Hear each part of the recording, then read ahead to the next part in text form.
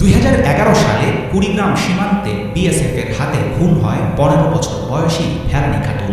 দেশ বিদেশের গণমাধ্যমে আলোড়ন তুলেছিল কাঁটাতারে ঝুলে থাকা কিশোরীর দেহ। সম্প্রতি ফেলানীর মতোই আরেক কিশোরীকে গুলি করে মারল বিএসএফ। গত 1.5 দশকে ভারতীয় সীমান্তরক্ষী বাহিনীর এমন নৃশংস ও ধারাবাহিক হত্যাকাণ্ডের বিরুদ্ধে কিছুই করেনি স্বৈরাচারী হাসিনা প্রশাসন। তবে আগের মতো এবার চুপ থাকেনি মোহাম্মদ ইউনূসের অন্তর্বর্তী সরকার। 13 বছরের স্বর্ণা দাস খুনের তীব্র প্রতিবাদ জানিয়েছে ঢাকা।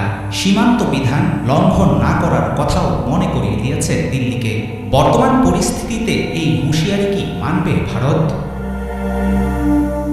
একদিকে পারস্পরিক সম্পর্ক টিকিয়ে রাখার কথা বলছে ভারতের পররাষ্ট্র মন্ত্রণালয়, অন্যদিকে তাদের সশস্ত্র বাহিনী যেন বাংলাদেশ সহ চারপাশে নজর রাখে সেরকম আদেশ দিচ্ছেন দেশটির প্রতিরক্ষা মন্ত্রী রাজনাথ সিং। প্রতিবেশী দেশের একজন মন্ত্রীর এমন বক্তব্যকে স্বাধীন আরেকটি রাষ্ট্রের প্রতি পরোক্ষ হুমকি বলে মনে করেন অনেক আন্তর্জাতিক বিশ্লেষক। এদিকে 6 সেপ্টেম্বর শুক্রবার ভারতীয় সংবাদ মাধ্যম ইন্ডিয়ান এক্সপ্রেসের একটি প্রতিবেদনে দেখা যায়, বাংলাদেশিদের অবৈধ অনুপ্রবেশ ঠেকাতে বর্ডার গার্ড বাংলাদেশকে অনুরোধ জানিয়েছে বিএসএফ। স্বর্ণা দাসের হত্যার কঠোর প্রতিবাদ জানিয়ে ভারতকে চিঠি দেওয়ার পরপরই আসলো এমন অনুরোধ। ভারতের পেনাল কোড কিংবা আন্তর্জাতিক কোনো আইনেই নেই নিরস্ত্র নাগরিককে গুলি করে বা নির্যাতন করে মেরে ফেলার বিধান। অথচ বছরের পর বছর ধরে বিএসএফের নৃশংস কর্মকাণ্ডের কারণে বর্তমানে বিশ্বের অন্যতম প্রাণঘাতী ও ভয়ঙ্কর সীমান্তের নাম বাংলাদেশ ভারত সীমান্ত। ছাত্র জনতার অভ্যুত্থান ছাড়াও বিভিন্ন সময়ে উঠে এসেছে ফেলানী ও অসংখ্য নিরীহ মানুষের মৃত্যুর ঘটনা। আজ পর্যন্ত শাস্তি হয়নি ফেলানীকে হত্যাকারী বিএসএফ সদস্যের।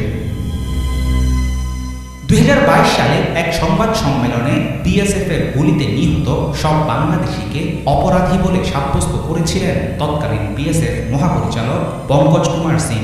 তার কথায় মনে হয়েছিল কোনো রকম বিচার আচার ছাড়াই ভিনদেশি কোনো নাগরিককে অপরাধী সিল দিয়ে তাকে মেরে ফেলার অধিকার রাখে ভারতীয় সীমান্তরক্ষী বাহিনী। এত বছর পরেও বদলায়নি ভারতের এমন মনোভাব, বন্ধ হয়নি পাখির মতো গুলি করে বাংলাদেশি নাগরিক হত্যা। বাংলাদেশের সীমান্তে দেখা যায় বিএসএফের আধিপত্যবাদী আচরণ, কিন্তু শক্তিশালী প্রতিবেশী হওয়ায় চীন বা পাকিস্তানের নাগরিকদের নির্বিচারে হত্যার সাহস করে না ভারতীয় বাহিনী।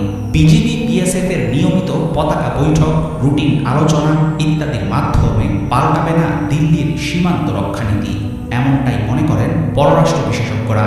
তাদের দাবি, বর্ডারে হত্যা বন্ধের জন্য নয়াদিল্লির উপর সৃষ্টি করতে হবে কূটনৈতিক চাপ, চ্যালেঞ্জ করতে হবে বিএসএফের প্রতিটি হত্যাকাণ্ড। বিগত স্বৈরাচারী সরকারের নতজানু আচরণের পরিবর্তে এখন থেকে ভারতের কাছে চাইতে হবে উচিত বিচার। হাফিজুল ইসলাম, বাংলা ভিশন।